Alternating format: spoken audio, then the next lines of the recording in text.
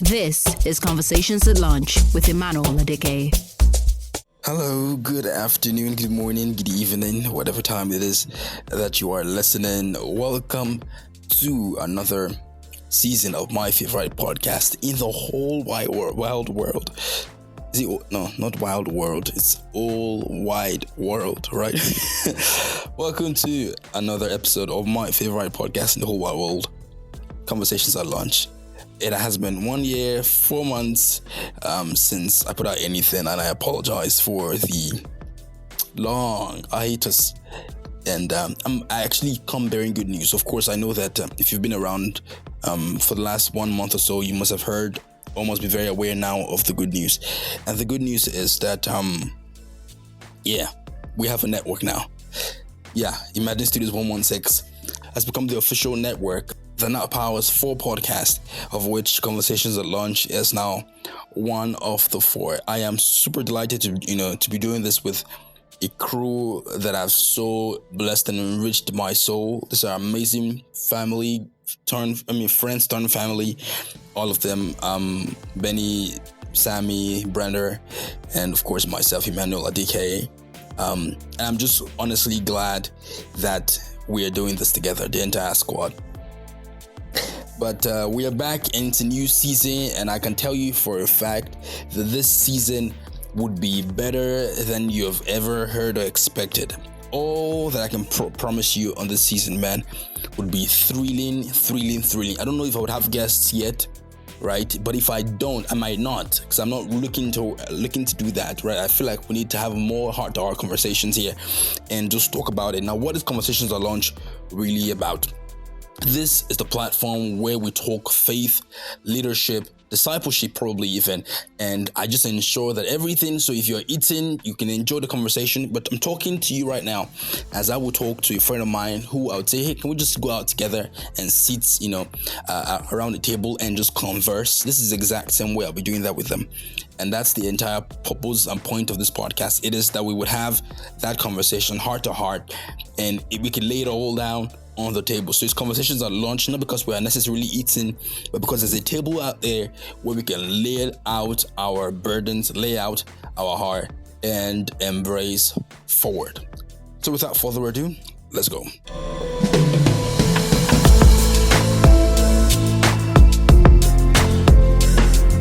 All right, to begin this season, all my friends are talking different things, and I feel like I should also talk about something. And I thought about it, and I'm so sorry. This is not going to be a cozy episode. If you know me very well, you know that I can be one hell of an amazing dude. Okay, one heaven of an amazing dude. And on the other end, I can be very strict when it comes to certain things, especially around discipline when it comes to task or job given. And today, and you might find this to be wild or weird, but the topic and title of my podcast, I said topic because I assumed I was preaching, forgive me. The title of my podcast, my welcome back podcast is, and I hope that you would not hate me for saying this. I really do hope that you will not hate me for saying this. But even if you would hate me, I beg that you would just stay for the next 15 minutes thereabout and listen through and through to everything I've got to say on this. And I believe strongly that at the end of those 15 minutes, you would probably hate it as much as I do as well. You wouldn't hate me anymore. You would hate this thing that I'm about to say how much I hate. And it's this one word: excuses. I hate excuses. Simple. I have discovered that many a times, and this is not something people do on purpose to ruin your plan or to mess with your day or whatever it is, but I've discovered that many people subconsciously fall into that they fall into that world where their mind plots out possible or probable exits, I should say, out of a complex situation, a situation that they shouldn't be in because of commitment, right? I mean, if they had been committed to the task, they would not be in this situation, but they are in it because they lack commitment, and they plot out their next exit by looking for an excuse. And I feel like this is one of the greatest problems that my generation is facing at the moment. Commitment. And when I say commitment, I mean that we so easily we find soccer in throwing or casting blame on something. That way it it relieves us of feeling that we are bad people, right? Or we blame school. Oh my God, it's my school, they want to kill me, lectures day and night. And you blame school for your ineptitude towards other tasks that you had so committed your way through to. And here's the thing, I feel like this is another problem I have. About some weeks ago, I made a long WhatsApp post. And if you see me dropping so many WhatsApp posts, it's not a rant. I'm just really trying to talk to an issue. I just wish people would be there to listen. And it's this. I discovered you don't make a commitment, whether verbal or pen on paper, to doing something, or you promise someone you will do something with them or do something for them, or you are paid to do it, promise, payment, whatever it is. So long as you have made a commitment to someone or to something, you don't do that and then act as though you were completely uncommitted from the very get-go.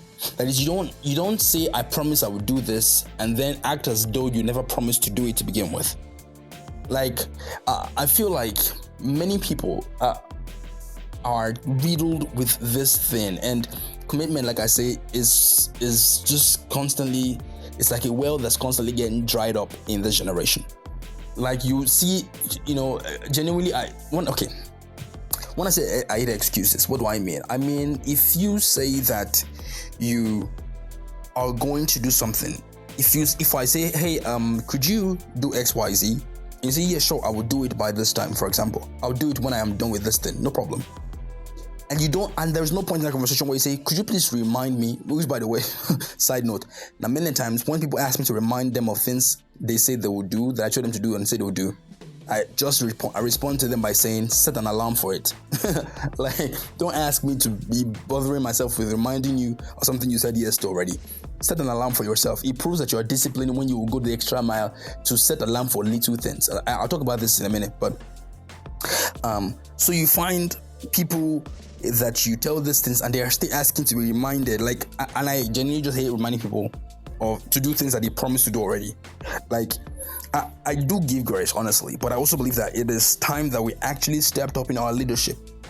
You're a leader, whether or not you're leading an organization or you're leading just your own life or you got kids already, you are a leader. In your home, you are a leader.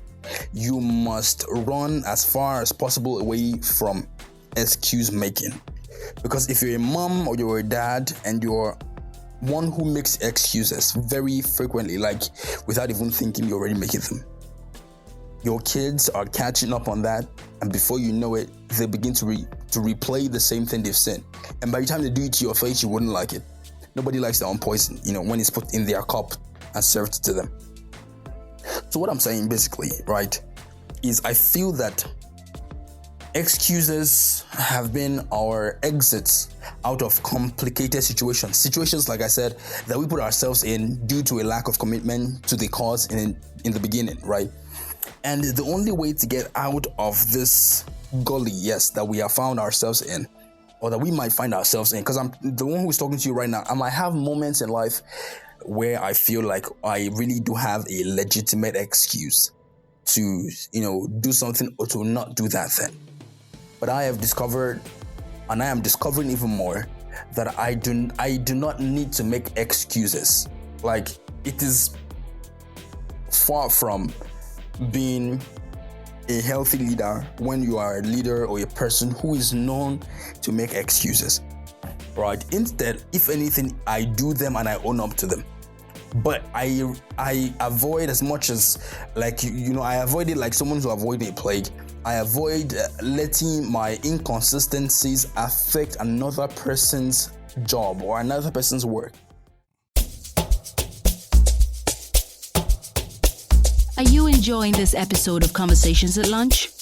Make Make sure to follow Imagine Studios 116 on Instagram and YouTube at Imagine Studios 116 to catch up with the whole crew. Now, back to Conversations at Lunch.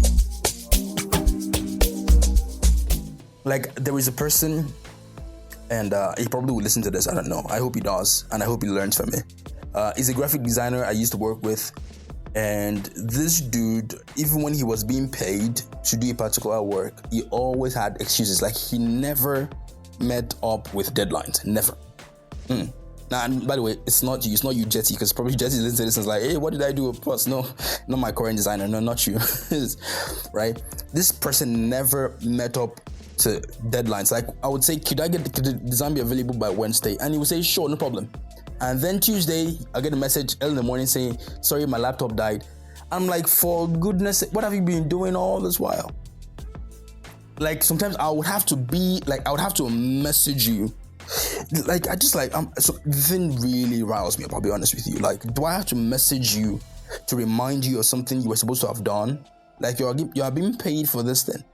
You know, I was speaking with my mentor and spiritual father the other day, and he shared something with me, some spectacular story he heard from a man of God like that.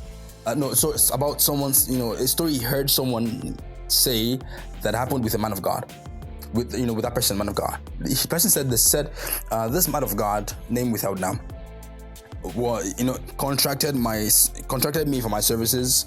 The person is, I think the person is like the fashion world. And the person told me that, listen, I'll connect you with those big people, and you do my work, you do all these things. The only but is this: the moment you fail on a deadline, a certain percent of the money you're to be paid will be removed. Now, he thought it was just a harmless threat, and he was doing, he kept meeting up with deadlines, and one day he did not meet up to the deadline. And without any communication or conversation, he got his pay, but without the percentage that was promised to be removed upon citing inconsistencies was removed instantly without having any conversation. And since that day, he never failed. He never failed another drop. This thing is, I don't think it's something that is necessarily healthy in the society we live in. I mean, you're a graphic designer just trying to get by and buy by the day. You're a fashionista or a tailor or whatever it is, and you're just trying to get by and buy. You're whatever it is, computer, graphics, whatever it is that you're doing, and you're just trying to get by and buy. I completely understand the struggles. But now, I haven't done tailoring before. I haven't done fashion, whatever, before.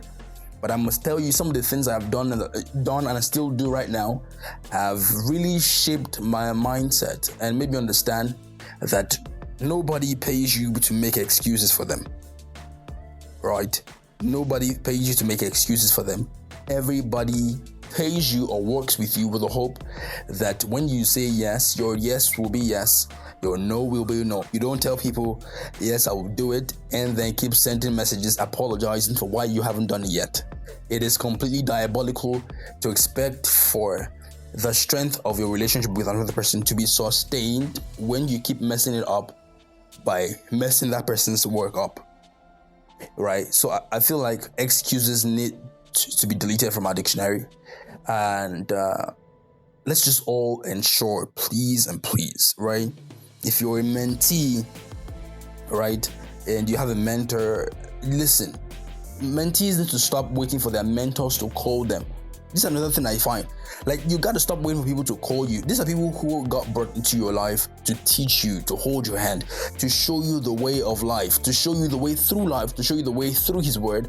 Don't wait for them to call you. They have more busy things to do than to be calling you every now and then. Call them first. Don't stop waiting for people to give to you first before you ever give. Give first. How about that? Like, stop waiting for people to be kind to you before you ever show kindness. Like, be kind first, and whether or not you get a response, it doesn't matter. I've always said good is in a class of its own. Whether good is responded to with or by evil, it doesn't change the fact that what you have done is good, and good is good. It can never be cancelled out by evil. No, good can only cancel good. That's my philosophy on life. So, as I was saying, man, no matter what it is that you're doing, ensure that you have it ingrained in your mind that excuses is not how I live. Excuses is not how I move. My business will not be built on a pile of excuses. I will not make excuses around my health. I will not make excuses around my knowledge build up. I will not make excuses around my job. I will stop making excuses and just keep doing the work. Little hack for you if you're a procrastinator like myself. I used to procrastinate really bad, and what I just do now, you know what it is I set alarms for every detail, even the tiniest. Like if I was supposed to call you at 8 p.m. to ask you for an update, I would set an alarm on my phone, say at 8 p.m. telling me to call so-and-so to ask for the update. As little as it might be or it might sound. Like I have just cultivated it over time to ensure that there is nothing so minimal, there's nothing so minuscule that you cannot put on an alarm, a to-do list, whatever it is, to ensure that you don't miss it. Like no more excuses. Get up and start making it work. Right? John 5 talks about the man who had been lame for 38 years, by the pool, and Jesus walked up to him and said, do you want to be made well? Do you want to walk? And you know what this man did? This man gave Jesus all the excuses he had been telling himself for the last 38 years why he has not been able to walk by the pool. Oh, I have no one. Oh, could you just shut up and stop making excuses? Like, if everything I've ever wanted to do or achieve in my life, I had to wait till I had everything right to do them, then I probably wouldn't do or get anything right. And I said this story, and then I wrap up this episode to see you in 2 Fridays from now. Some 6 years ago, I remember I wanted to host this event, and it was an event that the thing was in my spirit. I need to do this, I need to do that. And so I reached out to some of my mentors in church at the time. I said, hey, could you, sir, this is what I have, the vision I have. Could you help me, just meet me halfway with this? And by the way, I have to say, the people I shared it with had the same vision. They, held on to the same vision. They wanted the same thing. But then I remember this particular mentor of mine telling me that he said, honestly, right now it's a really tough time. Economically, it's really tough. If we could do it some other time, when we are more buoyant financially. Now, if you know me, like my middle name, people don't really know my middle name. If you know me to the point where you know my middle name, then I don't buy that cock and bull. The moment you tell me to postpone something or to put something that I have that's my vision on your calendar, you are killing me.